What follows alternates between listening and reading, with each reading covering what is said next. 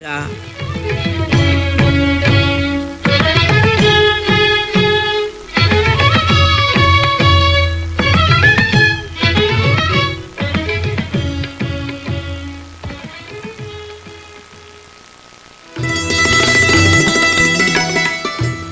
ಕೇಳಿ ನಾಟಕ ಜೀವನ್ಮುಖಿ. ರಚನೆ ಗಾಯತ್ರಿ ಸುಂದರೇಶ್. ನಿರ್ದೇಶನ ಹಾಗೂ ನಿರ್ಮಾಣ ದಿಗ್ವಿಜಯ್ ಬಿ. ಕೇಳಿ ನಾಟಕ ಜೀವನ್ಮುಖಿ.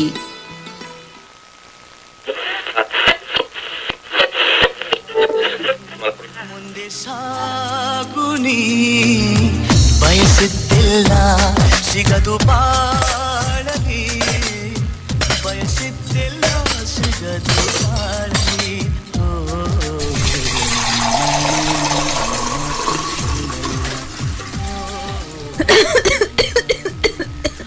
ಅಯ್ಯೋ ದೀಪಾ, ಸ್ವಲ್ಪ ನಿಧಾನವಾಗಿ ತಿನ್ನೆ. ಯಾಕೆ ಇಷ್ಟೊಂದು ಗಡಿಬಿಡಿ ಮಾಡ್ತಾ ಇದೀಯಾ? ಏನು ಅವಸರನೋ ಏನೋ ಈಗಿನ ಕಾಲದ ಮಕ್ಕಳಿಗೆ. ತಗೊಳ್ಳೆ, ಕಾಫಿ ತಗೋ. ನನಗೆ ಕಾಫಿ ಗಿಫ್ ಏನು ಬೇಡಮ್ಮ, ಟೈಮ್ ಆಗತ್ತೆ. ಬಾಯ್ ಮಾ. Bye daddy. See you evening guys. ಅಬ್ಬಬ್ಬಾ, ಏನು ಇವಳು ತೋಳಿಗೆ ರೆಕ್ಕೆ ಕಟ್ಕೊಂಡಿದ್ದಾಳೋ ಏನೋ, ಸದಾ ಗಡಿಬಿಡಿ. ಆದ್ರೂ ಕೆಲಸದಲ್ಲೇ ಇವಳಿಗಿರೋ ಶ್ರದ್ಧೆ ನೋಡಿದ್ರೆ ನಿಜಕ್ಕೂ ತುಂಬಾ ಖುಷಿ ಆಗತ್ತೆ.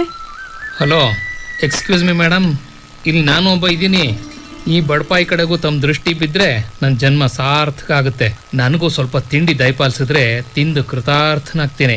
ರೀ ಸುಮ್ಮನೆ ಇರ್ರಿ, ಸ್ವಲ್ಪ ಅವಕಾಶ ಸಿಕ್ಕಿದ್ರೆ ಸಾಕು. ನನ್ನನ್ನು ಒಳ್ಳೆ ಹೇಗ್ ರೇಗಿಸ್ತೀರಾ ನೋಡಿ ನೀವು. ಅಲ್ವೇ ತ್ರಿವೇಣಿ, ದೀಪ ಏನ್ ಚಿಕ್ಕ ಹುಡುಗಿನ? ಅವಳಿಗೂ ಜವಾಬ್ದಾರಿ ಇದೆ ತಾನೆ. ಅವಳು ಪಾಡಿಗಳನ್ನ ಬಿಟ್ಬಿಡು. ಅವಳು ತುಂಬಾ ಇಷ್ಟಪಟ್ಟು ಜರ್ನಲಿಸಂ ಕಲ್ತಿದ್ದಾಳೆ. ಆ ಫೀಲ್ಡಲ್ಲಿ ಮುಂದುವರಿತೀನಿ ಅಂತ ಪೇಪರ್ನಲ್ಲಿ ಕೆಲಸಕ್ಕೂ ಕೂಡ ಸೇರ್ಕೊಂಡಿದ್ದಾಳೆ. ಪೇಪರ್ನಲ್ಲಿ ಕೆಲಸ ಮಾಡೋದು ಅಂದ್ರೇನು ಸುಮ್ಮನೆನಾ? ಅದಕ್ಕೆ ಸಾಕಷ್ಟು ಓಡಾಡೋದಿರುತ್ತೆ, ಹೋಮ್ವರ್ಕ್ ಮಾಡಬೇಕು, ದೊಡ್ಡ ದೊಡ್ಡ ಪಂಡಿತರ ಹತ್ರ ಚರ್ಚೆ ಮಾಡೋಕಿರುತ್ತೆ. ಹಾಗಂತ ಹೋಗ್ಲಿ ಬಿಡು, ಅವಳ ಆಸೆಗೆ ನಾವ್ ಯಾಕೆ ಅಡ್ಡಿ ಆಗೋದು? ನಮ್ ಕೆಲಸ ಏನಿದ್ರು ಮಕ್ಕಳ ಆಸೆಗೆ ಸಪೋರ್ಟ್ ಮಾಡೋದಷ್ಟೇ. ಹೌದಾ ಅಲ್ವಾ ಹೇಳು? ನೀನೇ ಹೇಳ್ತಿರ್ತೀಯಾ ನನ್ನ ಸಪೋರ್ಟ್ ಯಾವತ್ತೂ ನಿಮ್ಮಿಬ್ಬರ ಕೆಲ್ಸಕ್ಕೆ ಇದ್ದೇ ಇರುತ್ತೆ ಅಂತ. ಮಗಳ ಕೆಲ್ಸಕ್ಕೆ ಸಪೋರ್ಟ್ ಮಾಡು, ಏನು ಆಗಲ್ಲ. ಸರಿ, ಏನೋ ಒಂದ್ ಹೇಳಿ ನನ್ ಬಾಯಿ ಮುಚ್ಚಿಸ್ಬಿಡ್ತೀರ. ಬನ್ನಿ ತಿಂಡಿ ತಿನ್ನಿ. ಅಬ್ಬಾ, ಸದ್ಯ ಈಗ್ಲಾದ್ರೂ ಈ ಬಡಪಾಯಿ ಮೇಲೆ ಕರುಣೆ ಬಂತಲ್ಲ ನಮ್ಮ ಯಜಮಾಂತಿಗೆ.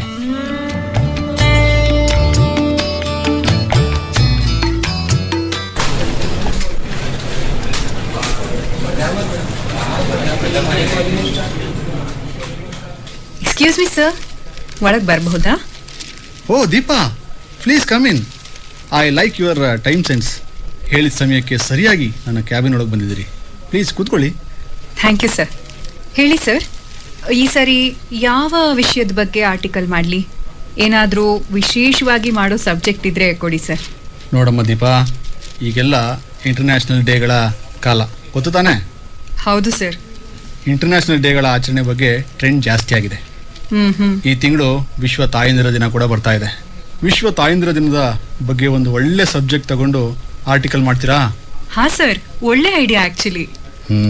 ಒಂದು ವಿಷಯ ನೆನಪಿರಲಿ, ಮದರ್ಸ್ ಡೇ ಅಂದ್ರೆ ಸುಮ್ಮನೆ ಅಮ್ಮನ ಬಗ್ಗೆ ಹೆಣ್ಣಿನ ಬಗ್ಗೆ ಬರೆಯೋದಲ್ಲ.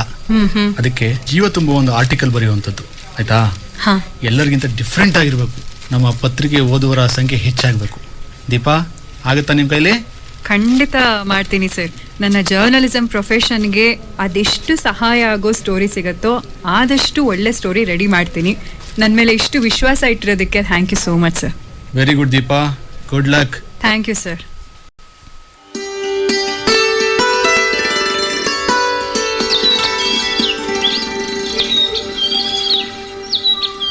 ಹಾಯ್ ಮಾ, ನಂಗೋಸ್ಕರ ಕಾಯ್ತಾ ಇದ್ಯಾ?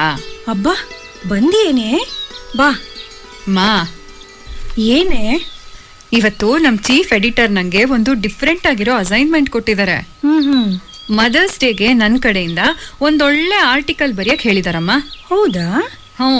ನಂಗೆ ತುಂಬಾ ಖುಷಿ ಆಗ್ತಾ ಇದೆ ಕಣಮ್ಮ. ಪ್ಲೀಸ್ ಮೊದಲು ಒಂದು ಲೋಟ ಕಾಫಿ ಕೊಡಮ್ಮ, ಬಿಸಿ ಬಿಸಿಯಾಗಿ. ತರ್ತೀನಿ ತಡಿ.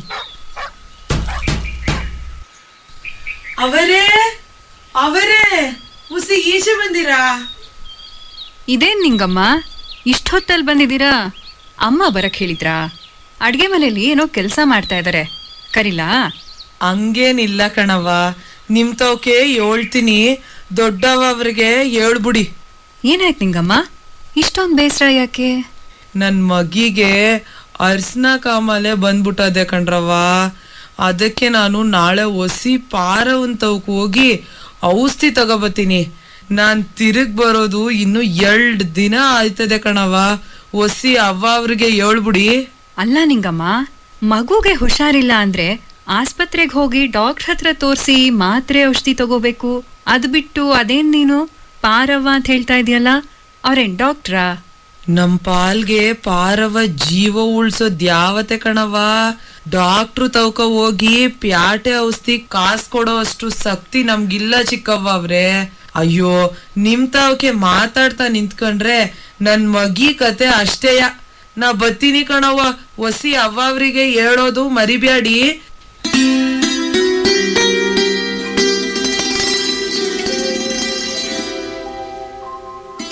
ದೀಪಾ, ಹೇ ದೀಪಾ, ಎಲ್ಲಿ ಹೋದ್ಯೆ? ಅಷ್ಟೊತ್ತಿಂದ ಕಾಫಿ ಇಟ್ಕೊಂಡು ಕಾಯ್ತಾ ಇದ್ದೀನಿ. ಯಾರ ಹತ್ರ ಮಾತಾಡ್ತಾ ಇದೀಯಾ? ಹ್ಞೂ ಕಣಮ್ಮ, ನಿಂಗಿ ಮಗುಗೆ ಹುಷಾರಿಲ್ವಂತೆ. ಅವಳು 2 ದಿನ ಬರಲ್ಲ ಅಂತ ಹೇಳಕ್ ಬಂದಿದ್ಲು. ಅದೆಲ್ಲೋ ಯಾರೋ ಪಾರವ್ವ ಅಂತೆ, ಅವ್ರ ಹತ್ರ ಹೋಗ್ ಬರ್ತೀನಿ ಅಂತ ಹೇಳಿದ್ಲು. ನಿಂಗಿನ ಪಾರವನ ಹತ್ರ ಹೋಗ್ತಾ ಇದ್ಲಾ? ದೀಪಾ, ನೀನು ಮದರ್ಸ್ ಡೇಗೆ ಆರ್ಟಿಕಲ್ ಮಾಡಬೇಕು ಅಂತ ಒದ್ದಾಡ್ತಾ ಇದೆಯಲ್ಲ, ನೋಡು, ನಿಂಗೆ ಒಂದು ಒಳ್ಳೆ ಸಬ್ಜೆಕ್ಟ್ ಕೊಡ್ತೀನಿ. ಹೌದೇನಮ್ಮ? ಅದೇನ್ ವಿಷಯ ಹೇಳು, ಈಗ್ಲೇ ರೆಡಿ ಮಾಡ್ಬಿಡ್ತೀನಿ. ದೀಪಾ, ಪಾರವನ್ ಬಗ್ಗೆ ನೀನು ಒಂದು ಆರ್ಟಿಕಲ್ ಮಾಡ್ಬೋದು ಕಣೆ, ಸೂಪರ್ ಆಗಿರತ್ತೆ. ಪಾರವನ್ ಬಗ್ಗೆನಾ? ಈಗ ನಿಂಗಮ್ಮ ಮಾತಾಡ್ತಾ ಇದ್ರಲ್ಲ, ಆ ಪಾರವನ್ ಬಗ್ಗೆ ಹೇಳ್ತಾ ಇದ್ಯಾ? ಹೌದು, ಅದೇ ಪಾರವನ್ ಬಗ್ಗೆನೇ ಹೇಳ್ತಾ ಇರೋದು. ನೀನು ಇಷ್ಟೊಂದು ಕಾನ್ಫಿಡೆನ್ಸ್ ಇಂದ ಹೇಳ್ತಾ ಇರೋದು ನೋಡ್ತಾ ಇದ್ರೆ ಮಾಡೋಣ ಅಂತ ಅನ್ನಿಸ್ತಾ ಇದೆ. ಅದೇನ್ ಸ್ವಲ್ಪ ಡೀಟೇಲ್ ಆಗಿ ಹೇಳ್ತೀಯಾ? ನೀನು ಚಿಕ್ಕವಳಾಗಿದ್ದಾಗ ಜಾಂಡಿಸ್ ಆಗಿತ್ತು ಕಣೆ. ಪಾಪ ನಮ್ಮ ನಿಂಗಿ ನನ್ನನ್ನ ಪಾರವನ ಹತ್ರ ಕರ್ಕೊಂಡು ಹೋಗಿದ್ಲು. ಆಕೆ ಕಣ್ಣಲ್ಲಿ ಏನ್ ತೇಜಸ್ಸಿದೆ ಗೊತ್ತಾ ದೀಪಾ? 1 ತಿಂಗಳಿಂದ ನರಳುತ್ತಾ ಇದ್ದೆ ನೀನು. ಆಕೆ ಕೊಟ್ಟ ಔಷಧಿ ಕುಡಿದು ನೀನು 2 ದಿನಕ್ಕೆ ಹುಷಾರಾಗ್ಬಿಟ್ಟೆ. ಆ ಪಾರವ್ವ ತನಿಗೆ ಗೊತ್ತಿರೋ ಟ್ರೀಟ್ಮೆಂಟನ್ನ ಎಲ್ಲ ಬಡವರಿಗೂ ಫ್ರೀಯಾಗಿ ಕೊಡ್ತಾಳೆ. ಬಡವರಿಗೆ ಅವಳೊಂಥರ ದೇವತೆ ಇದ್ದ ಹಾಗೆ. ನೀನು ಅವಳನ್ನ ಒಂದ್ಸರ್ತಿ ಭೇಟಿ ಮಾಡು, ಇಂಟರ್ವ್ಯೂ ತಗೊಂಡ್ರೆ ನೀನು ಒಂದು ಒಳ್ಳೆ ಆರ್ಟಿಕಲ್ ಮಾಡ್ಬೋದು ಕಣೆ. ಖಂಡಿತ ಅಮ್ಮ, ಅಡ್ರೆಸ್ ಕೊಡು, ನಾಳೆನೆ ಹೋಗ್ಬಿಟ್ಟು ಬರ್ತೀನಿ.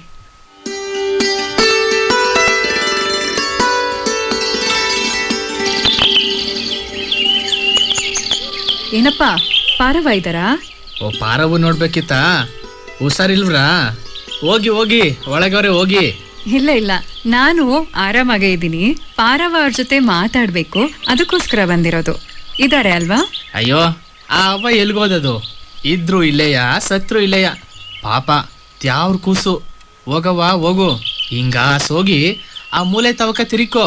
ಅದ್ರ ಆಚೆಗೆ ಪಾರಿಜಾತ ಮರ ಐತಲ್ಲ, ಅತ್ಲಾಗೆ ಜಾಜಿ ಬಳ್ಳಿ ದಾಟ್ಕ ಹೋದ್ರೆ ಕುಟೀರ ಐತೆ, ಅಲ್ಲಯ್ಯ ಪಾರವ್ವ ಇರೋದು. ಸರಿ ಸರಿ, ನಾನು ನೋಡ್ಕೊಂಡು ಹೋಗ್ತೀನಿ. ನಾನು ಗಾಡಿನ ಇಲ್ಲೇ ಪಾರ್ಕ್ ಮಾಡ್ಬೋದಾ? ಮಡ್ಗವ್ವ, ಇದು ದ್ಯಾಸ್ಥಾನ ಇದ್ದಂಗೆ.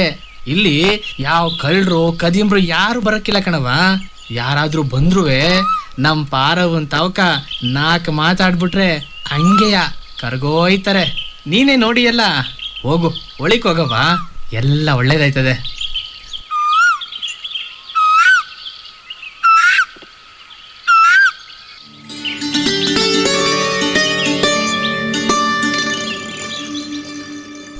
ನಮಸ್ತೆ, ಒಳಗ್ ಬರ್ಬಹುದಾ? ಯಾರು? ಕೇಳೋದೇನಿದೆ, ಬನ್ನಿ ಒಳಗೆ. ಅಮ್ಮ, ನಿಮ್ಮನ್ನ ನೋಡಿ ತುಂಬಾ ಖುಷಿ ಆಯ್ತು. ನಾನು ದೀಪಾ ಅಂತ. ನಮ್ ತಾಯಿ ತ್ರಿವೇಣಿ ನಿಮ್ಮನ್ನ ಭೇಟಿ ಮಾಡಕ್ಕೆ ಕಳ್ಸಿದ್ರು. ಓಹೋ, ತ್ರಿವೇಣಿ ಮಗಳ ನೀನು? ಎಷ್ಟು ಮುದ್ದಾಗಿದೆಯೇ ತಾಯಿ. ಪುಟ್ಟ ಮಗು ನೀನು ನಿಮ್ಮಮ್ಮನ ಜೊತೆ ಬಂದಿದ್ದಾಗ. ಎಷ್ಟು ಬೆಳೆದ್ಬಿಟ್ಟಿದ್ಯಾ ನೋಡು. ಬಾ ಮಗು, ಬಾ ಕೂತ್ಕೋ. ಅಮ್ಮ ಅಪ್ಪ ಎಲ್ಲ ಚೆನ್ನಾಗಿದ್ದಾರಾ? ಹೂಮ, ಎಲ್ಲ ಚೆನ್ನಾಗಿದ್ದಾರೆ. ನನಗೆ ನಿಮ್ಮನ್ನ ನೋಡಿ ಏನ್ ಮಾತಾಡ್ಬೇಕು ಅಂತಾನೆ ಗೊತ್ತಾಗ್ತಿಲ್ಲ. ದೈವಿಕ ಕಳೆ ಅಂತಾರಲ್ಲ, ಅದು ನಿಮ್ಮಲ್ಲಿ ಎದ್ದು ಕಾಣ್ತಾ ಇದೆ ಅಮ್ಮ. ಆಯ್ತಮ್ಮ, ನಿನ್ ಮನ್ಸು ಒಳ್ಳೇದಾಗಿರೋದ್ರಿಂದ ನನ್ ಮುಖ ನಿಂಗೆ ಹಾಕಿ ಕಾಣ್ತಾ ಇರ್ಬೋದು. ಇರ್ಲಿ, ಏನ್ ವಿಷಯ ಬಂದಿದ್ದು? ಅಮ್ಮ, ನಾನು ಪೇಪರ್ನಲ್ಲಿ ಕೆಲಸ ಮಾಡ್ತಾ ಇದ್ದೀನಿ. ಈ ಸರಿ ಮದರ್ಸ್ ಡೇಗೆ ಅಂದ್ರೆ ತಾಯಂದ್ರ ದಿನಕ್ಕೆ ಸಂಬಂಧಪಟ್ಟ ಹಾಗೆ ಒಂದು ಆರ್ಟಿಕಲ್ ಮಾಡಬೇಕು ಅಂತ ಹೇಳಿದ್ದಾರೆ. ಅಪ್ಪ ಅಮ್ಮ ಇಬ್ಬರು ನಿಮ್ಮನ್ನೇ ಸಜೆಸ್ಟ್ ಮಾಡಿದ್ರು, ಹಾಗಾಗಿ ಬಂದೆ. ನನಗೆ ನಿಮ್ಮ ಬಗ್ಗೆ ಏನೂ ಗೊತ್ತಿಲ್ಲ, ದಯವಿಟ್ಟು ಸ್ವಲ್ಪ ವಿವರವಾಗಿ ಹೇಳ್ತೀರಾ? ಅಯ್ಯೋ ಹುಚ್ಚ ಹುಡ್ಗಿ, ನನ್ ಬದುಕು ನಿನ್ ಬರವಣಿಗೆಗೆ ಬೆಲೆ ಸಿಗೋ ಹಾಗೆ ಮಾಡುತ್ತೇನೆ. ಅಮ್ಮ, ನನಗೆ ಹೆಚ್ಚಾಗೇನೂ ಗೊತ್ತಿಲ್ಲ. ತಿಳಿದು ಬರೆದು ಅದನ್ನ ಒಂದಷ್ಟು ಜನಕ್ಕೆ ತಲುಪಿಸಿದ್ರೆ ಅದೇ ನನಗೆ ಖುಷಿ. ದಯವಿಟ್ಟು ನನಗೆ ನಿಮ್ಮ ಸಮಯವನ್ನ ಕೊಡ್ಬೇಕಮ್ಮ. ನನ್ನ ಒಳ್ಳೆ ಸಮಯಗಳೆಲ್ಲ ಮುಗ್ದೋಗಿದೆ ಮಗಳೇ. ಈಗೇನಿದ್ರು ನನ್ನದು ಕಾಯೋ ಸಮಯ ಅಷ್ಟೆ. ಭಗವಂತ ಬಂದು ಕರ್ಕೊಳ್ಳೋವರೆಗೂ ನನ್ನ ಕೈಲಾದಷ್ಟು ಸೇವೆ ಮಾಡೋ ಸಮಯ ಇದು. ನೋಡು ಮಗು, ನನ್ನ ಕತೆ ಜನಕ್ಕೆ ಮೆಚ್ಚುಗೆಯಾಗಿ ಅದರಿಂದ ಯಾರಿಗಾದ್ರೂ ಒಳ್ಳೆದಾಗುತ್ತೆ ಅಂದ್ರೆ ಹೇಳೋದ್ರಲ್ಲಿ ತಪ್ಪೇನಿಲ್ಲ ಅನ್ಸುತ್ತೆ. ನೀ ಕೇಳು ಪ್ರಶ್ನೆಗಳನ್ನ, ನಂಗೆ ತಿಳಿದಿದ್ನ ಹೇಳ್ತೀನಿ. ಹಾಗಿದ್ರೆ ನಿಮ್ಮ ಬಾಲ್ಯ, ಮದುವೆ ಇವುಗಳ ಬಗ್ಗೆ ಮೊದಲು ಹೇಳ್ತೀರಾ? ಆಗ್ಲಿ.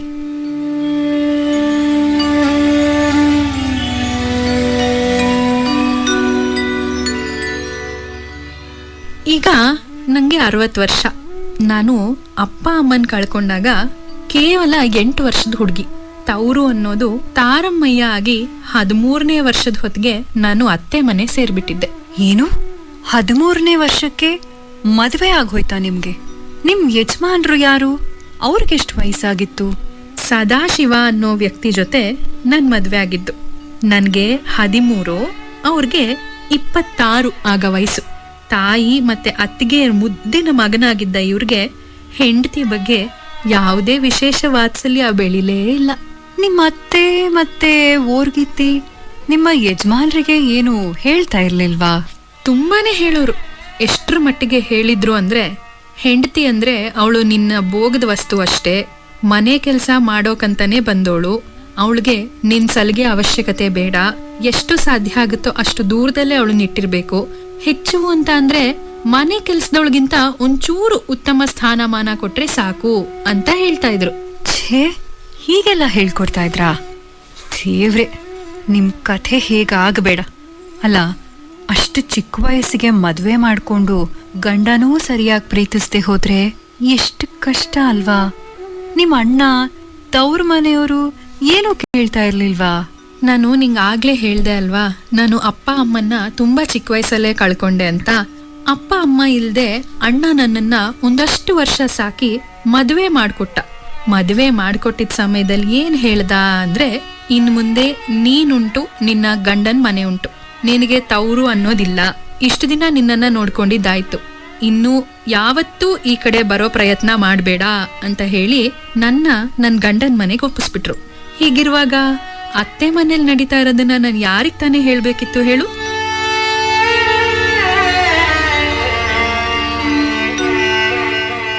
ಹೀಗೆಲ್ಲ ಹೇಳಿದ್ರೆ ಅದು ಹೇಗ್ ತಾನೇ ತವ್ರ ಮನೆಗೆ ಹೋಗಕ್ಕಾಗತ್ತೆ? ನಾವ್ ನಿನ್ ಜೊತೆ ಇದೀವಿ ಅಂತ ಹೇಳೋದಕ್ಕೂ ನಾವ್ಯಾರೂ ಇನ್ ಮುಂದೆ ನಿನ್ನವ್ರಲ್ಲ ಅಂತ ಅನ್ನೋದಕ್ಕೂ ಇಷ್ಟು ವ್ಯತ್ಯಾಸ ಇದೆ ಅಲ್ವಾ? ಹಾಗಾದ್ರೆ ನಿಮ್ಮ ಸಂಸಾರ ಮುಂದೆ ಹೇಗ್ ಸಾಕ್ತು? ನಿಮ್ಗೆ ಮಕ್ಕಳು ಅಂತೂ ಇಂತೂ ಮದ್ವೆಯಾಗಿ 2 ವರ್ಷ ಪೂರೈಸಿದೆ ನಾನು. ಇನ್ನೂ ನಾನು ಬಸರಿ ಆಗಿಲ್ಲ ಅಂತ ನಮ್ಮತ್ತೆ ಮಾತಾಡೋಕೆ ಶುರು ಮಾಡಿದ್ರು. ಪ್ರತಿದಿನ ಬೆಳಿಗ್ಗೆ ಎದ್ದಾಗಿಂದಾನು ಬಂಜೆ ಅನ್ನೋ ಪದನೇ ನನ್ಗೆ ಸುಪ್ರಭಾತ ಆಗಿತ್ತು. ಅದಕ್ಕೆ ಪುಷ್ಟಿ ನೀಡೋ ತರ ನನ್ನ ಓರ್ಗಿತಿ ನನ್ನ ಹೆಣ್ಣತನದ ಪರೀಕ್ಷೆ ಮಾಡಿಸ್ಬೇಕು ಅಂತ ಅತ್ತೆಗೂ ಹೇಳ್ಕೊಟ್ಲು. ಸೂಲ್ಗಿತ್ತಿನ ಕರೆಸಿ ನನ್ನ ಮೇಲೆ ಆ ಪ್ರಯೋಗನೂ ನಡೆದೋಯ್ತು. ಅಯ್ಯೋ ಅಮ್ಮ, ಅಲ್ಲ, ನಿಮ್ಗೆ ಇಷ್ಟೊಂದು ತೊಂದರೆ ಆಗ್ತಾ ಇದ್ರು ನೀವು ನಿಮ್ ಗಂಡಂಗಿದೆಲ್ಲ ಹೇಳಲಿಲ್ವಾ? ಹೆಂಡತಿ ಜೊತೆ ಪ್ರೀತಿನೇ ಹಂಚ್ಕೊಳ್ದೆ ಇದ್ದಿದ್ ಗಂಡನ್ ಮುಂದೆ ನೋವು ಹಂಚ್ಕೊಳಕ್ ಆಗ್ತಿತ್ತ ಹೇಳು ಮಗಳೇ? ಅದು ನಿಜಾನೇ. ಮತ್ತೆ ಮುಂದೆ ಮಕ್ಕಳು ಆಯ್ತಾ ಇಲ್ವಾ? ಈ ಎಲ್ಲ ರಂಪಾಟಗಳ ಮಧ್ಯೆ ಅಂತೂ ಇಂತೂ ನಾನ್ ಬಸರಿ ಆದೆ. ಓಹ್, ವೆರಿ ಗುಡ್. ಮನೇಲಿ ಎಲ್ಲ ಫುಲ್ಲು ಖುಷಿ ಆಗಿರ್ಬೇಕು ಅನ್ಸುತ್ತಲ್ವಾ?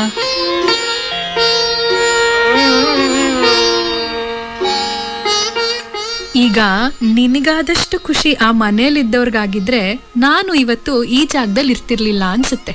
ಅಂದ್ರೆ ಯಾರು ನಿಮಗೆ ವಿಶ್ ಮಾಡ್ಲೇ ಇಲ್ವಾ? ಆರೈಕೆ ಅದು ಇದು.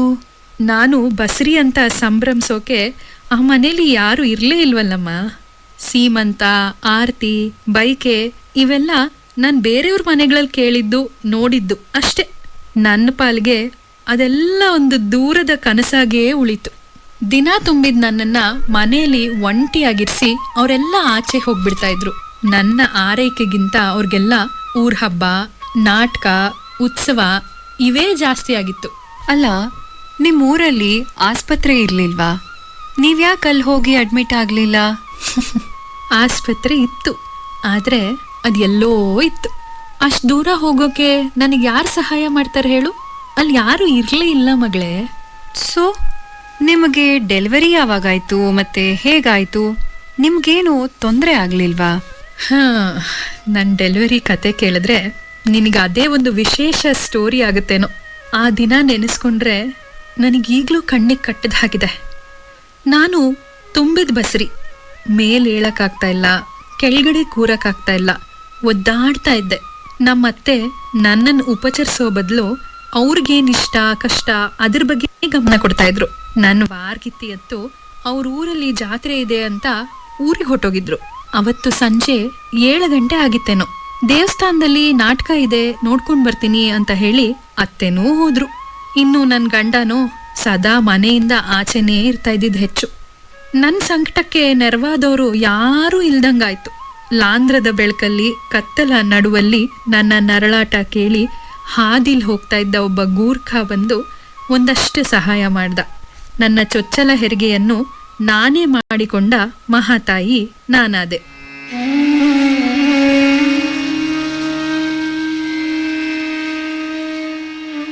ಅಂತೂ ಆ ಪ್ರಸವ ವೇದನೆಯಿಂದ ಮುಕ್ತಿನೂ ಪಡೆದೆ. ಅಂದ್ರೆ ನೀವೊಬ್ರೇ ಯಾವ ನರ್ಸು ಡಾಕ್ಟ್ರು ಇಲ್ಲದೆ ಹೆರಿಗೆ ಮಾಡ್ಕೊಂಡ್ರಾ? ಯಪ್ಪ, ಎಂತ ಮಗು ಆಯ್ತು? ಮಗು ಆರೋಗ್ಯವಾಗಿತ್ತ? ಆ ನರಳಾಟ, ಒದ್ದಾಟ ಇದೆಲ್ಲದರ ನಡುವೆ ನಾನು ಒಂದು ಗಂಡು ಮಗುವಿಗೆ ತಾಯಿಯಾಗಿತ್ತು. ಬಹುಶಃ ಹೆಣ್ಣು ಮಗು ಹೆತ್ತಿದ್ರೆ ನನ್ನನ್ನು ಈ ಮನೆಯವರು ಹೇಗೆ ನಡೆಸ್ಕೊಳ್ತಿದ್ರು ಅನ್ನೋ ಯೋಚನೆ ನಂಗೆ ಎಷ್ಟೋ ಸತಿ ಬಂದಿದೆ. ಹಾಗಂದ ಮಾತ್ರಕ್ಕೆ ಗಂಡು ಮಗು ಆಯ್ತು ಅಂತ ನನಗೇನು ರಾಜಮರ್ಯಾದೆ ಸಿಗ್ಲಿಲ್ಲ. ಬಾಣಂತಿ ಅಂತ ಯಾವ ಆರೈಕೆನೂ ಮಾಡಲಿಲ್ಲ. ಬಸರಿಗೆ ನೆರವಾಗದೇ ಇರೋರು ಬಾಣಂತಿಗೆ ನೆರವಾಗ್ತಿದ್ರ ಹೇಳು? ಮಗು ಅಳ್ತಾ ಇರಲಿ, ನಗ್ತಾ ಇರಲಿ, ಒದ್ದಾಡ್ತಾ ಇರಲಿ, ಅದ್ರ ಗೋಜಿಗೆ ಯಾರೂ ಹೋಗ್ತಾ ಇರಲಿಲ್ಲ. ತಾಯಿಯಾಗಿ ನಾನು ನನ್ನ ಕರ್ತವ್ಯ ಮಾಡಲೇಬೇಕಿತ್ತಲ್ವಾ? ಅವ್ರಿಗೆಲ್ಲ ಮಗುಗಿಂತ ಹೆಚ್ಚಾಗಿ ಅವ್ರು ಬೇಕು ಬೇಡನೇ ಜಾಸ್ತಿ ಆಗಿತ್ತು. ಅಯ್ಯೋ ಪಾಪ ಅಮ್ಮ, ನೀವು ಅದೆಷ್ಟು ಕಷ್ಟಪಟ್ಟಿದ್ದೀರಿ. ಆಮೇಲೆ ಮಗುಗೆ ಏನು ಹೆಸರಿಟ್ರಿ? ಚೆನ್ನಾಗಿ ಆಟ ಆಡ್ಕೊಂಡಿತ್ತಾ ಪಾಪು? ಆ ಮಗು ಹುಟ್ಟಿದ್ದೆ ನನಗೆ ದೊಡ್ಡ ಸಂಭ್ರಮ ಪುಟ್ಟಿ. ಹೆಸರಿಡೋದು ಕರೆಯೋದು ಯಾವಾಗ ಮಾಡ್ತಾರೆ ಅಂತ ಕಾದಿದ್ದಷ್ಟೇ ನೆನಪಿರೋದು ನನಗೆ. ಆ ಮಗುಗೆ ಕರೆಯೋಕ್ಕೆ ಅಂತ ಹೆಸರು ಹುಡ್ಕೋದ್ರಲ್ಲೇ ನನ್ನ ಕಾಲ ಎಲ್ಲ ಕಳೆದು ಹೋಗಿತ್ತು. ನಿಜಕ್ಕೂ ಅದು ಪಾಪದ ಕೂಸೆ. ಒಂದಿನ ಮಗು ಹೀಗೆ ತುಂಬ ರಚ್ಚೆ ಹಿಡಿಯೋಕೆ ಪ್ರಾರಂಭ ಮಾಡಿಬಿಟ್ಟ. ಎಷ್ಟು ಸಮಾಧಾನ ಮಾಡಿದ್ರೂ ನಿಲ್ಲಿಸ್ತಾನೇ ಇಲ್ಲ. 2 ದಿನ ಆದರೂ ಒಂದೇ ಸಮ ಅಳು. ನನಗಂತೂ ಮಗುಗೆ ಏನಾಗ್ತಾ ಇದೆ ಅಂತ ತಿಳ್ಕೊಳಕ್ಕೆ ಆಗಲಿಲ್ಲ. ಮನೇಲಿ ಹಿರಿಯರನ್ನ ಕೇಳೋಣ ಅಂದರೆ ಅವರು ಇದ್ರ ಬಗ್ಗೆ ತಲೆನೇ ಕೆಡಿಸ್ಕೊಳ್ಳಿಲ್ಲ. ಏನು 2 ದಿನ ಮಗು ಅಳ್ತಲೇ ಇತ್ತಾ? ಮತ್ತೆ ನೀವೇನ್ ಮಾಡಿದ್ರಿ? ಡಾಕ್ಟರ್ ಹತ್ರ ಹೋಗ್ಲಿಲ್ವಾ? ಆಸ್ಪತ್ರೆ ದೂರ ಅಂತ ಅವಾಗ್ಲೇ ಹೇಳಿದ್ರಿ, ಹೌದು. ಆದ್ರೂ ಅಮ್ಮ ಆಸ್ಪತ್ರೆಗೆ ಹೋಗ್ಬೇಕಿತ್ತಲ್ವಾ? ಹೌದಮ್ಮ, ಹೋಗ್ಲೇಬೇಕಿತ್ತು. ಆದರೆ ಹೋಗಕ್ಕೆ ನನ್ನ ಹತ್ರ ಹಣ ಎಲ್ಲಿತ್ತು ಹೇಳು? ಯಾರು ಕೊಡಬೇಕಿತ್ತು ಹಣ ನನಗೆ? ಮನೇಲಿ ಯಾರಿಗೆ ನನ್ನ ಮಗುವಿನ ವಿಷಯ ಬೇಕಿತ್ತು ಹೇಳು? ಹಾಗಾದ್ರೆ ಏನ್ ಮಾಡಿದ್ರಿ ಅಮ್ಮ ನೀವು? ನನಗಂತೂ ನಿಜವಾಗ್ಲೂ ತುಂಬಾ ಹಿಂಸೆ ಆಗ್ತಾ ಇದೆ. ಅನಾಥೋ ದೈವ ರಕ್ಷಕ ಅಂತ ಹಿರಿಯರು ಹೇಳ್ತಾರೆ, ಕೇಳಿದ್ಯಾ? ನನ್ನ ಪಾಲ್ಗೂ ಆ ದಿನ ದೇವತೆ ಆಗಿ ಬಂದೋಳು ಹಾಲಿನ ರಂಗಮ್ಮ. ಅಳ್ತಾ ಇದ್ದಿದ್ದ ಮಗುನ ನೋಡಿ ಆ ಮಗುಗೆ ಅರ್ಶಿನ ಕಾಮಾಲೆ ರೋಗ ಬಂದಿರಬೇಕು, ಮೊದಲು ಆಸ್ಪತ್ರೆಗೆ ಹೋಗಿ ಅಂತ ಹೇಳಿ ಅವಳ ಹತ್ರ ಇದ್ದಿದ್ದ ಕಾಸಿನ ಚೀಲದಿಂದ 2 ರೂಪಾಯಿ ತೆಗೆದು ನನ್ನ ಕೈ ಕೊಟ್ಲು. ಮೊದಲು ಇಲ್ಲಿಂದ ಹೊರಡಿ ಅಂತ ಹೇಳಿ ಬಸ್ಸು ಹತ್ಸಿದ್ಲು. ಅಪ್ಪ ಸತ್ಯ, ನೀವಂತೂ ಇಂತೂ ಆಸ್ಪತ್ರೆ ಕಡೆಗೆ ಹೊರಟ್ರಲ್ಲ, ಒಳ್ಳೇದಾಯ್ತು. ಆಮೇಲೆ ಬರೀ 2 ರೂಪಾಯಲ್ಲೇ ಎಲ್ಲ ಕೆಲಸ ಮುಗ್ದೋಯ್ತಾ? ಆಗೆಲ್ಲ ಅಷ್ಟೊಂದು ಖರ್ಚಾಗ್ತಿರ್ಲಿಲ್ಲ ಪುಟ್ಟಿ. ಜೊತೆಗೆ ಆ 2 ರೂಪಾಯಿಯೇ ಅವಾಗ ದೊಡ್ಡದು. ಅದನ್ನ ಆ ಮಹಾತಾಯಿ ಅವಾಗ ನನಗೆ ದಾನದ ರೂಪದಲ್ಲಿ ಕೊಟ್ಲಲ್ಲ, ಈಗಿನ ಬೆಲೆಯಲ್ಲಿ 20,000 ಕೊಟ್ಟಂಗೆ ಆಗೋದು. ಓ ಹೌದಾ? ಓಕೆ ಓಕೆ ಸರಿ. ಆಮೇಲೆ ಡಾಕ್ಟ್ರ್ ಏನು ಹೇಳಿದ್ರು? ರಂಗಮ್ಮ ನನ್ನ ಬಸ್ ಹತ್ಸಿ ಹೊರಟ್ಬಿಟ್ಲು. ಬಸ್ಸು ಊರಾಚೆ ದಾಟಿ ಮುಂದೆ ಹೋಗ್ತಾ ಇತ್ತು. ಅಷ್ಟೊತ್ತಿಗೆನೆ ನನ್ನ ಮಗು ಅಳು ನಿಲ್ಲಿಸ್ಬಿಡ್ತು. ಸದ್ಯ 2 ದಿವಸದಿಂದ ಒಂದೇ ಸಮ ರಚೆ ಹಿಡ್ದಿದ್ನಲ್ಲ, ಇವಾಗ ಅಳು ನಿಲ್ಸಿದ್ನಲ್ಲ ಅಂತ ಸಮಾಧಾನ ಪಟ್ಕೊಂಡೆ. ನನ್ನ ಪಕ್ಕ ಒಬ್ರು ಕಾಕ ಕೂತಿದ್ರು. ಮಗಳೇ, ಇಷ್ಟು ಸಣ್ಣ ಮಗುನ ಎತ್ಕೊಂಡು ಎಲ್ಲಿಗೆ ಹೋಗ್ತಾ ಇದೆಯಮ್ಮ ಅಂತ ಕೇಳಿದ್ರು. ನಾನು ಇರೋ ವಿಷಯನೆಲ್ಲ ಅವ್ರಿಗೆ ಹೇಳ್ದೆ. ಎಲ್ಲಿ ಒಂದ್ಸಲ ಮಗುನ್ ತೋರ್ಸು ಅಂತ ಕೇಳಿದ್ರು. ಮಗು ಹಣೆನ ಮುಟ್ಟಿ ನೋಡಿದ ಅವ್ರ ಮುಖ ಚಿಕ್ಕದಾಗಿ ಹೋಯ್ತು. ಯಾಕೆ ಪಾಪ ಮಗು ಅಳ್ತಾ ಇರೋದನ್ನ ನಿಲ್ಸಿತ್ತಲ್ಲ, ಒಳ್ಳೇದೇ ಆಯ್ತು ತಾನೇ. ಮತ್ ಅವ್ರ್ಯಾಕೆ ಮುಖ ಚಿಕ್ಕದ್ ಮಾಡ್ಕೊಂಡ್ರು? ನನ್ನ ಮಗು ಆಸ್ಪತ್ರೆಗೆ ಹೋಗೋ ಮಗು ಆಗಿರ್ಲಿಲ್ಲ, ಸ್ಮಶಾನ ಸೇರೋ ಮಗು ಆಗ್ಬಿಟ್ಟಿತ್ತು.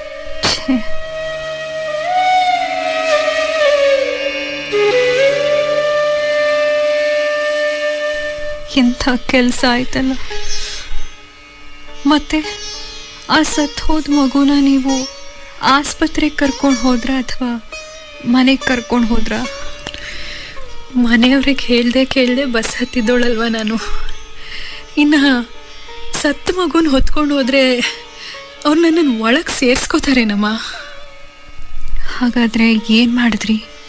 ಆ ಸತ್ತು ಮಗುನ ನೋಡಿದ ಕಾಕ ನನಗೆಷ್ಟು ಸಮಾಧಾನ ಮಾಡಿದ್ರು ಗೊತ್ತಾ? ನನಗೆ ಆ ಬಸ್ಸಲ್ಲಿ ಜೋರಾಗಿ ಅಳೋಕ್ಕೂ ಆಗ್ತಾ ಇರಲಿಲ್ಲ. ಬಸ್ಸಲ್ಲಿರೋ ಜನರಿಗೆಲ್ಲ ತಿಳಿದ್ರೆ ಎಲ್ಲಿ ದಾರಿ ಮಧ್ಯದಲ್ಲೇ ನನ್ನ ಇಳಿಸ್ಬಿಡ್ತಾರೋ ಅಂತ ತುಂಬ ಭಯ ಆಯಿತು. ಅದಕ್ಕೆ ಕಾಕ ಕೂಡ ಅಳ್ಬೇಡ ಅಂತ ಹೇಳಿ ಸಮಾಧಾನ ಮಾಡಿದ್ರು. ಆ ಜೀವ ಕಳ್ಕೊಂಡಿರೋ ಕುಡಿಗೆ ನಾ ಹಾಲು ಕುಡಿಸ್ತಾ ಇರೋ ಥರ ನಾಟಕ ಮಾಡಿಕೊಂಡು ಬಸ್ಸಲ್ಲೇ ಕೂತಿದ್ದೆ. ನನ್ನ ಕಣ್ಣೀರು ಧಾರೆ ಕಾಕನ ಭುಜದ ಮೇಲೆ ಒದ್ದೆ ಆಯಿತು ಅಷ್ಟೆ. ಅಲ್ಲಮ್ಮ, ಇಷ್ಟೊಂದು ಸಂಕಟ ಹೊತ್ಕೊಂಡು ಅದು ಹೇಗೆ ತಾನು ಬಸ್ಸಲ್ಲಿ ಕೂತಿದ್ರಿ ನೀವು? ಆಮೇಲಾದರೂ ಮನೆಗೆ ವಾಪಸ್ ಹೊರಟ್ರಾ? ಇಲ್ಲಮ್ಮ, ಆಗಲೇ ಹೇಳಿದ್ನಲ್ಲ, ಬರಿಗೈಲಿ ಆ ಮನೆಗೆ ಹೋದರೆ ನನ್ನನ್ನು ಸುಮ್ಮನೆ ಬಿಡ್ತಾ ಇದ್ರ ಹೇಳು? ಮಗು ಇದ್ದಾಗ ಅದರ ಲಾಲನೆ ಪಾಲನೆ ಅವ್ರಿಗೆ ಬೇಕಿಲ್ವಾಗಿತ್ತು. ಆದರೆ ಮಗು ಸತ್ತು ಹೋಗಿದೆ ಅಂತ ಗೊತ್ತಾಗಿದ್ದಿದ್ರೆ ಸುಮ್ಮನಿರ್ತಿದ್ರ ಅವರು? ಒಂದು ಮಗು ಹೆತ್ಕೊಡೋಕ್ಕೆ ನಿನಗೆ 2 ವರ್ಷ ಆಯಿತು ಅಂತ ನಮ್ಮತ್ತೆ ನನ್ನನ್ನು ದಿನಾಗ್ಲೂ ಕಡೆಗಣಿಸ್ತಾ ಇದ್ರು. ಇನ್ನು ಹುಟ್ಟಿದ ಮಗು ಸತ್ತು ಹೋಗಿದೆ ಅಂದಿದ್ರೆ ಏನು ಮಾಡ್ತಾರೋ ಅಂತ ಭಯ ನನ್ನ ಕಾಡ್ತಾನೆ ಇತ್ತು. ಹಾಗಾದ್ರೆ ಏನು ಮಾಡಿದ್ರಿ? ಮತ್ತೆಲ್ಲಿಗೆ ಹೋದ್ರಿ ನೀವು? ನಾನು ನಿಂಗಾಗಲೇ ಹೇಳ್ದಾಗೆ ಅನಾಥೋ ದೈವರಕ್ಷಕ ಅನ್ನೋ ಮಾತು ನನಗೆ ಮತ್ತೆ ಮುಂದುವರಿತು ತಾಯಿ. ನನ್ನ ಪಕ್ಕದಲ್ಲಿ ಕುಳಿತಿದ್ದ ಕಾಕ ನನ್ನ ಕಥೆ ಎಲ್ಲ ಕೇಳಿದ್ರು. ಹೀಗೆ 1-2 ಊರು ದಾಟಿದ್ರೆ ನಮ್ಮೂರು ಬರುತ್ತೆ, ನಿನಗೇನೂ ಅಭ್ಯಂತರ ಇಲ್ಲ ಅಂದರೆ ನಿನ್ನ ಮಗುಗೆ ಸ್ಮಶಾನ ತೋರಿಸಿ ನಿನ್ನ ನಮ್ಮನೆಗೆ ಕರ್ಕೊಂಡು ಹೋಗ್ತೀನಿ ಅಂತ ಹೇಳಿದ್ರು.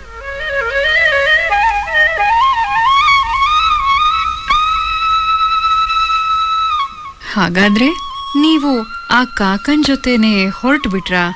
ನಿಮ್ಗೇನು ಭಯ ಆಗ್ಲಿಲ್ವಾ? ಆ ಕ್ಷಣದಲ್ಲಿ ನನಗೆ ಗೊತ್ತಿರೋ ಮನೆಯವ್ರಿಗಿಂತ ಈ ಗೊತ್ತಿಲ್ಲದೆ ಇದ್ದಿದ್ದ ಕಾಕನೇ ಎಷ್ಟೋ ಆಪ್ತರು ಅಂತ ಅನಿಸ್ಬಿಟ್ರು. ಅವ್ರು ತೋರಿಸಿದ ದಾರಿಲಿ ನಾನು ನಡಿಬಹುದು ಅಂತ ನನಗೆ ದೈವ ಪ್ರೇರಣೆ ಆಯಿತು. ತಂದೆ ಥರ ಇದ್ದ ಅವ್ರ ಜೊತೆ ನನ್ನ ಸತ್ತ ಮಗುನ ಹೊತ್ತು ನಡೆದೇ ಬಿಟ್ಟೆ. ನೀವು ಅವ್ರ ಜೊತೆನೆ ಇದ್ಬಿಟ್ರಾ? ನಿಮ್ಮ ಮನೆಯವ್ರು ಯಾರು ನಿಮ್ಮನ್ನ ಹುಡ್ಕೋ ಪ್ರಯತ್ನ ಮಾಡಲಿಲ್ವಾ? ಅವರು ನನ್ನನ್ನು ಹುಡ್ಕಿದ್ರೋ ಇಲ್ವೋ ನನಗೆ ಗೊತ್ತಿಲ್ಲ ಮಗಳೇ. ಆ ಊರಲ್ಲಿ ನನ್ನ ಮನೆ ಬಿಟ್ಟು ಓಡ್ ಹೋದವಳು ಅಂತಂದ್ರೋ, ಪತಿತೆ ಅಂತ ಅಂದ್ರೋ, ಯಾವುದ್ರ ಬಗ್ಗೆನೂ ನನಗೆ ತಿಳ್ಕೊಳ್ಳೋ ಆಸಕ್ತಿನೂ ಇರಲಿಲ್ಲ. ನನ್ನ ದಾರಿನೇ ಬೇರೆ ಆಗಿತ್ತು. ಹಾಗಾದ್ರೆ ನೀವು ಈ ಹಸಿರೌಷಧಿ ಕೊಡೋ ವಿದ್ಯೆನ ಹೇಗೆ ಕಲ್ತ್ರಿ? ಇದನ್ನೆಲ್ಲ ನಿಮ್ಗೆ ಯಾರು ಹೇಳ್ಕೊಟ್ರು? ಆ ಕಾಕನೇ ನನ್ನ ಪಾಲಿನ ತಂದೆ ತಾಯಿ ದೈವ ಎಲ್ಲನೂ ಆಗಿದ್ರು. ಅವ್ರು ಕಲ್ತಿರೋ ಸಕಲ ವಿದ್ಯೆಗಳನ್ನು ನನಗೆ ಧಾರೆ ಎರೆದ್ಬಿಟ್ರು. ಊರಾಚೆ ಇರೋ ಅವ್ರ ತೋಟದ ಮನೆಯಲ್ಲಿ ನಾನು ಇರೋಕೆ ವ್ಯವಸ್ಥೆ ಕೂಡ ಮಾಡಿದ್ರು. ಅವ್ರು ನನಗೆ ಹೇಳ್ಕೊಟ್ಟಿರೋ ವಿದ್ಯೆನೇ ನಾನು ಇವತ್ತಿಗೂ ಅಭ್ಯಾಸ ಮಾಡ್ತಾ ಇರೋದು. ನೀವು ಕಾಮಾಲೆ ರೋಗ ಬಂದವರಿಗೆ ಉಚಿತವಾಗಿ ಔಷಧಿ ಕೊಡೋದ್ರ ಗುಟ್ಟು ಈಗ ತಿಳಿತು ಅಮ್ಮ. ಎಂಥ ಮನಸ್ಸು ನಿಮ್ಮದು. ನಿಮ್ಮ ಮಗು ಕಾಮಾಲೆಯಿಂದ ನರಳಿ ಸತ್ತಿದ್ದಕ್ಕೆ ಪ್ರತಿಯಾಗಿ ತಾವು ಎಲ್ಲಾ ಬಡಮಕ್ಕಳಿಗೂ ನಿಮ್ಮ ಹತ್ರ ನಂಬಿಕೆ ಇಟ್ಟು ಬರೋರಿಗೂ ಔಷಧಿನ ನೀಡ್ತಾ ಇರೋದು ನಿಜಕ್ಕೂ ಹೆಮ್ಮೆ ವಿಷಯ. ಯಪ್ಪ, ನಿಜವಾಗ್ಲೂ ಇಷ್ಟು ಮಾಡೋ ಮನಸ್ಸು ನಿಮ್ಮದಾಗಿದೆಯಲ್ಲ ಅಮ್ಮ, ಇದಕ್ಕಿಂತ ಇನ್ನೇನು ಬೇಕು ಹೇಳಿ. ನೀವು ನಿಮಗಿಷ್ಟ ಬಂದ ಹಾಗೆ ಇದ್ಬಿಡ್ಬಹುದಾಗಿತ್ತು, ಯಾರು ನಿಮ್ಮನ್ನ ಪ್ರಶ್ನೆ ಮಾಡ್ತಾ ಇರಲಿಲ್ಲ. ಆದ್ರೆ ನೀವು ಶಬರಿ ಥರ ಈ ಆಶ್ರಮದಲ್ಲಿ ಜೀವನ ಮಾಡ್ತಾ ದೈವ ಸಮಾನರಾದ ಮಕ್ಕಳನ್ನ ರಕ್ಷಿಸ್ತಾ ಇರೋದು ಇಷ್ಟು ದೊಡ್ಡ ವಿಚಾರ ಅಲ್ವಾ? ನೀನು ದೊಡ್ಡ ವಿಚಾರ ಅಂತ ಹೇಳ್ತೀಯಲ್ಲ, ನನಗೆ ಏನು ಹೇಳಬೇಕು ಅಂತ ಗೊತ್ತಾಗ್ತಾ ಇಲ್ಲ. ನೀನು ಪೇಪರ್ ನೋಡು, ಒಂದಷ್ಟು ವಿಚಾರಗಳನ್ನ ಸಾಧ್ಯವಾದ್ರೆ ತಿಳಿಸೋ ಪ್ರಯತ್ನ ಮಾಡ್ತೀಯ ಮಗಳೇ? ಖಂಡಿತವಾಗ್ಲೂ. ಅದೇನು ಅಂತ ಹೇಳಿ ನೀವು, ಅದೆಲ್ಲದನ್ನು ಬರೆದು ಪ್ರಕಟ ಮಾಡೋದಕ್ಕೆ ನಾನು ಕಾಯ್ತಾ ಇದ್ದೀನಿ.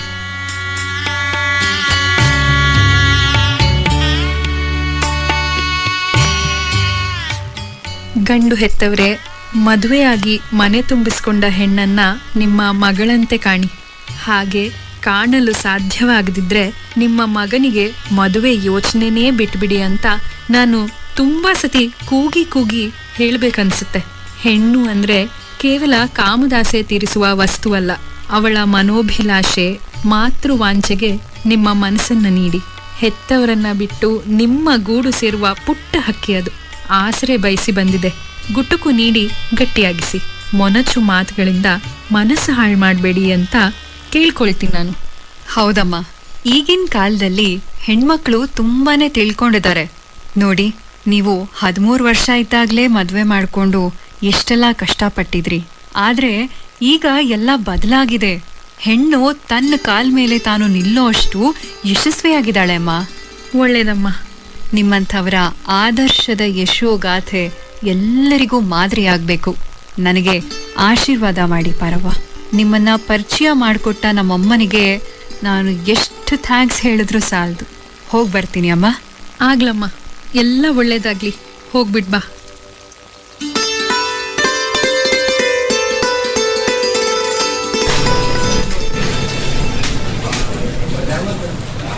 ಎಕ್ಸ್ಕ್ಯೂಸ್ ಮಿ ಸರ್, ಒಳಗೆ ಬರಬಹುದಾ? ಓ ದೀಪಾ, ಬನ್ನಿ ಬನ್ನಿ. ಏನು ಇಷ್ಟೊಂದು ಖುಷಿಯಾಗಿದ್ದೀರಿ? ಹೋದ್ ಕೆಲಸ ಹಣ್ಣ ಕಾಯ?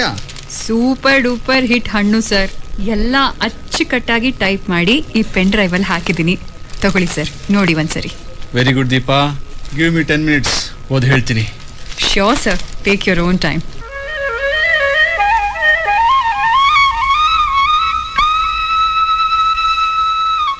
ದೀಪಾ ಸರ್, ತುಂಬ ಚೆನ್ನಾಗಿ ಬರ್ತಿದ್ಯಮ್ಮ. ನಿಜವಾಗ್ಲೂ ಮದರ್ಸ್ ಡೇಗೆ ಏನು ಮಾಡ್ತಾಗಿದೆ. Thank you very much sir. ನಿಮಗಿಷ್ಟ ಆಯ್ತಲ್ಲ, ಅದೇ ನನಗೆ ತುಂಬ ಖುಷಿ ಆಯಿತು. ಅದು ಸರಿ ದೀಪಾ, ಈ ಆರ್ಟಿಕಲ್ಗೆ ನೀವು ಇನ್ನೂ ಯಾಕೆ ಶೀರ್ಷಿಕೆ ಇಟ್ಟಿಲ್ಲ? ಅದನ್ನೇ ನಾನು ಯೋಚನೆ ಮಾಡ್ತಾ ಇದ್ದೀನಿ ಸರ್. ಶೀರ್ಷಿಕೆಗಳು ಬಹಳ ಇದೆ, ಯಾವುದು ಸೂಕ್ತ ನೀವೇ ಹೇಳಿ. ಇಲ್ಲಿ ನೋಡಿ, ಇಷ್ಟಿದೆ ಶೀರ್ಷಿಕೆಗಳು. ಯಾವುದಾದ್ರೂ ಒಂದು ನೀವೇ ಸೆಲೆಕ್ಟ್ ಮಾಡಿ ಸರ್. ಮಾತೃಛಾಯೆ, ತಾಯವ್ವ, ಪಾರವ್ವ, ಕಾನನದ ಕಣ್ಮಣಿ, ಜೀವನ್ಮುಖಿ. ಜೀವನ್ಮುಖಿ ಅನ್ನೋ ಶೀರ್ಷಿಕೆ ತುಂಬಾ ಸೂಕ್ತವಾಗಿದೆ. ತನ್ನೊಳಗಿನ ಜೀವಕ್ಕೆ ಮುಕ್ತಿಯನ್ನು ನೀಡಿ ನೊಂದ ಮಾತೆಯರಿಗೆ ಮಮತೆಯ ಮುಖವನ್ನು ತೋರುತ್ತಿರುವ ಪಾರವನ ಕತೆಗೆ ಸೂಕ್ತವಾದ ಶೀರ್ಷಿಕೆ ಅಂದರೆ ಅದೇ ಜೀವನ್ಮುಖಿ. ಜೀವನ್ಮುಖಿ. ಪಾರವ್ವ, ನೀನು ಜೀವನ್ಮುಖಿಯೇ ಕಣವ್ವ.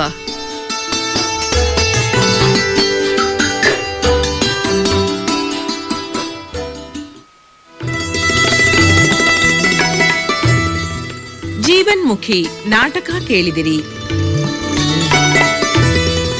ರಚನೆ ಗಾಯತ್ರಿ ಸುಂದರೇಶ್. ಪಾತ್ರ ಪರಿಚಯ: ಮಗಳು ದೀಪಾ, ಸಹನಾ, ತಾಯಿ ತ್ರಿವೇಣಿ, ನೇತ್ರ ಕೆ, ತಂದೆ